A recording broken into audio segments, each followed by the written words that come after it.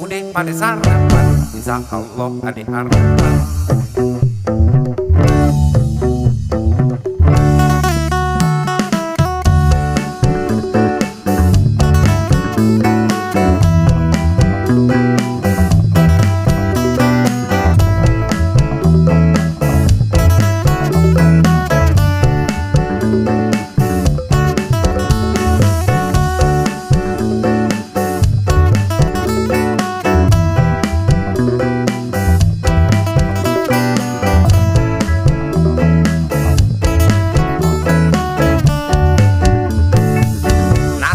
Uduk sambal kacang, nasi uduk sambal kacang. kalau sakit uduk mantap, jangan makan sembarangan, Jangan makan sembarangan. tetap jaga kesehatan.